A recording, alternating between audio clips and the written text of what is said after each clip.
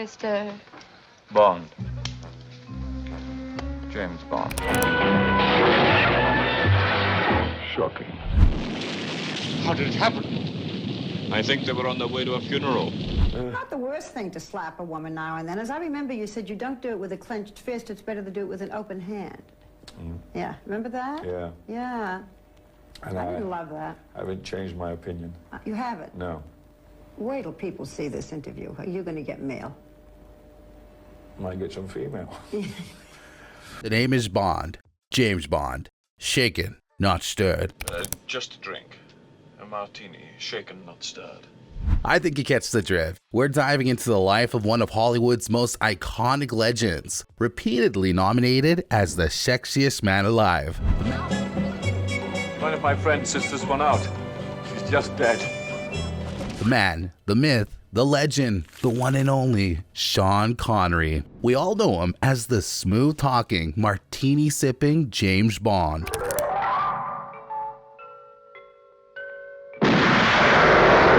But what if I told you, before he became 007, he was just one step away from being a complete nobody? Sounds unbelievable, right? Let's hit rewind and uncover the jaw-dropping truth of how he went from scrubbing coffins, yeah, I mean literally, to becoming a global superstar. And Seems terribly difficult. No, it isn't, is it? And that's the tip of the iceberg, honey. We'll also deep dive into the family drama, hidden secrets, and those swirling rumors that we hear his stepdaughter might have spilled some tea on. Buckle up, because this is a story you don't want to miss.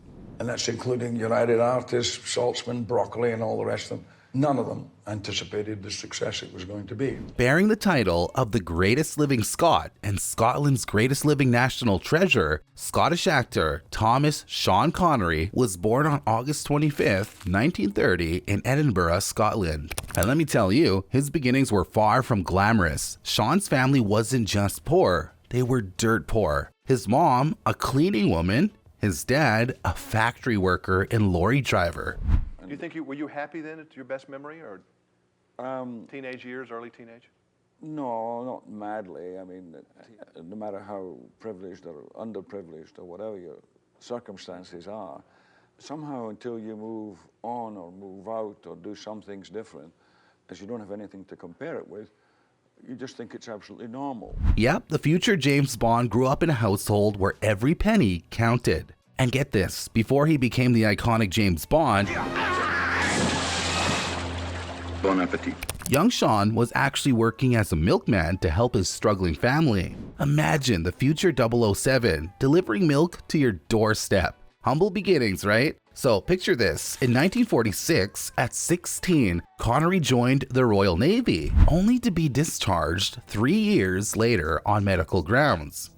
And all during that period, I had one ambition, which was to go to the war. So at the first opportunity, I had signed for 12 years, 7 and 5. I think it was 7 in the Navy and 5 in the reserves, which I proceeded to do. And then after a very short period of time, barely 3 years, I was out with ulcers. After that, he didn't just sit around. Oh no, he did everything. Lorry driver, lifeguard, laborer, and even an artist's model. Oh, and get this, he was a coffin polisher. It gets better. Sean decided to get into bodybuilding. Yes, you heard that right. He went out there to compete in the Mr. Universe junior class in 1953, and he came in 3rd place. Not too shabby, huh? Came south originally, so they tell me, to take part in a Mr. Universe competition.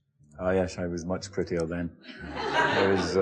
That's absolutely true, actually. I came for the Mr. Universe contest they used to have at the Scala Theatre. He also dabbled into professional football before deciding to take a swing at acting. That's right, he was bending like Beckham way before Beckham. Eject a seat, you're joking.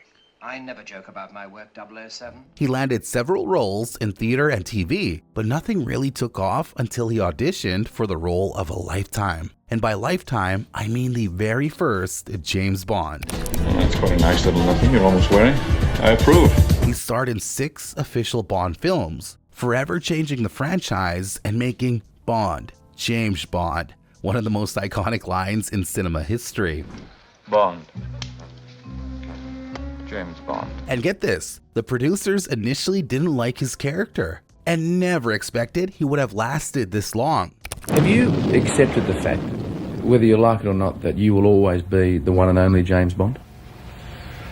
Yes, well, I mean, it's one has done enough and lived enough and seen enough. But I must say, nobody ever believed it was going to go when I started in 1962. And it's 30 years next month, eh?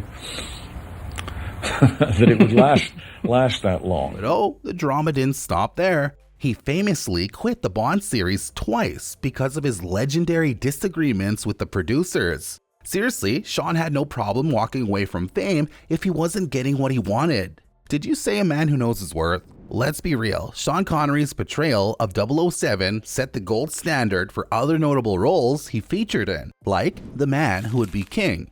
We're gonna teach you soldiering, the world's noblest profession. And The Untouchables. Get out of here, you jaggle. Where he even snagged an Oscar. Good evening. I thank you all sincerely. Then there was Indiana Jones and the Last Crusade in 1989. Let my armies be the rocks and the trees and the birds in the sky. The Hunt for Red October and The Rock. Hurrah. New hurrah. Then there was the infamous incident with Steven Seagal on the set of Never Say Never. Seagal, who was the first choreographer, allegedly broke Connery's wrists during a training session. Connery didn't even realize the extent of the injury until years later, but it became one of those wild stories that only added to his tough guy image. But a number of years ago, with a guy who's become very successful, Steven Seagal, I got a hold of Steven and we had this training in the building where I had an apartment, and he was really very, very good and everything. And then I got a little cocky because I thought I knew what I was doing, because you know, the principle is it's defense, so it's a pyramid, and I got a bit flash and I did that, and he broke my wrist 15 years ago. And it's still broken? Yeah, I just found out last year. Honestly, the man knew how to pick a role, but word on the street says that Sean had an epic Hollywood regret. He turned down the role of Gandalf in The Lord of the Rings. You shall not pass!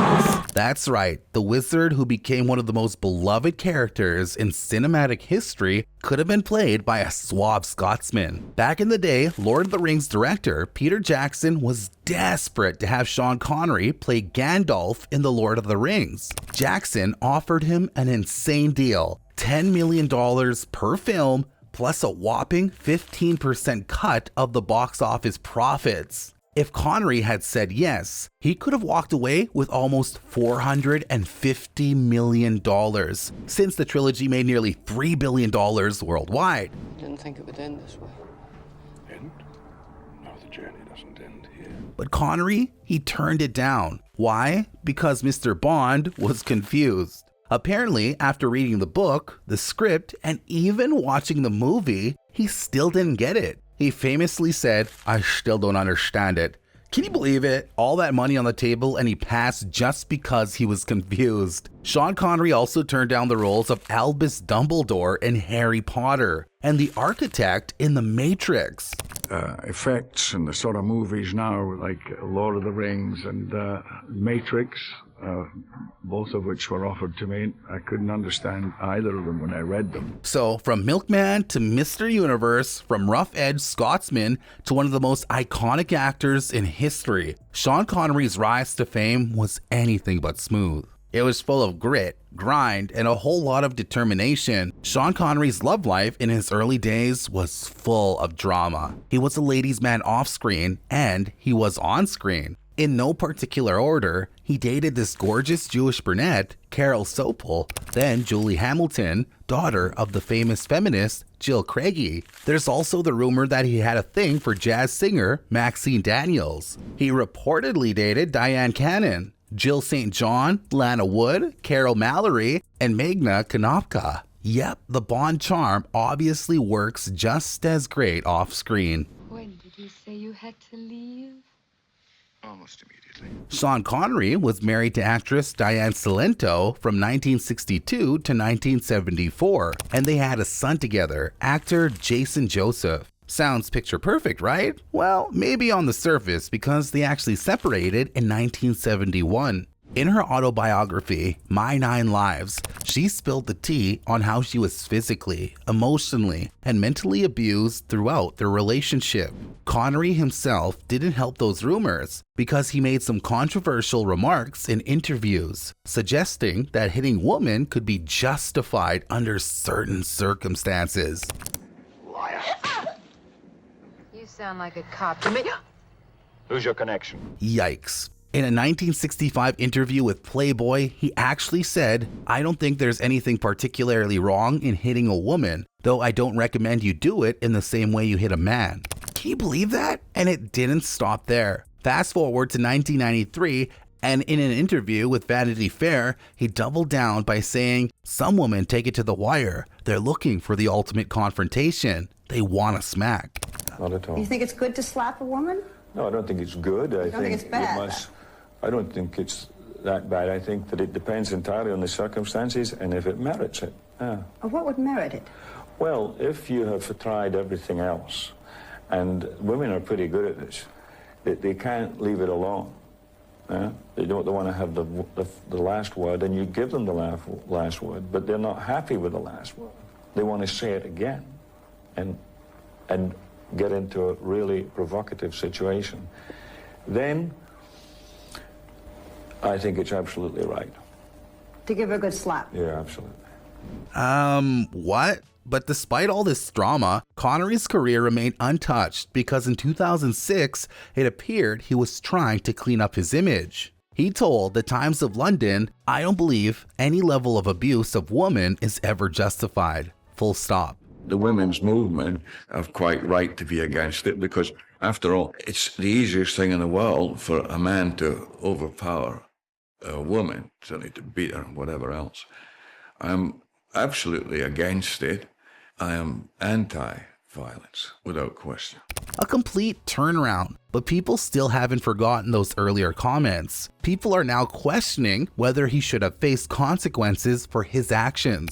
In 2003, rumors started swirling about tax evasion. Connery was accused of living as a tax exile. He tried to clear his name, but critics pointed out some shady discrepancies in his tax records. Then, in 2014, his tax status became a big issue during the Scottish independence referendum. Sean Connery was later married to French-Moroccan painter Micheline Roqueboin. They were together from 1975 until his death in 2020 after a long struggle with dementia. Breaking news, the BBC is now reporting Oscar-winning actor Sean Connery has died. Connery is best known for playing the British secret agent James Bond across more than a half dozen films. He was 90 years old.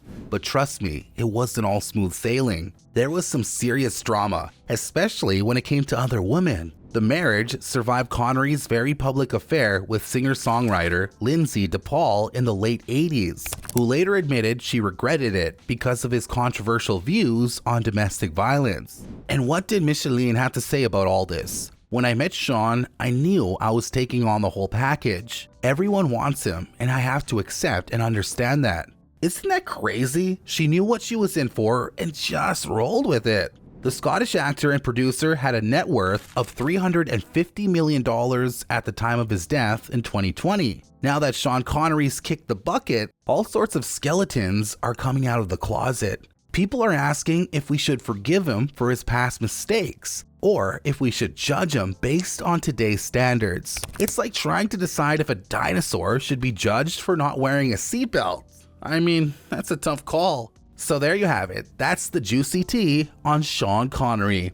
From his humble beginnings to his iconic role as James Bond, he had a pretty wild life. But let's be real, he wasn't perfect. There were some skeletons in his closet, and we can't ignore that. So what do you think? Should we focus on his incredible achievements, or should we hold him accountable for his mistakes?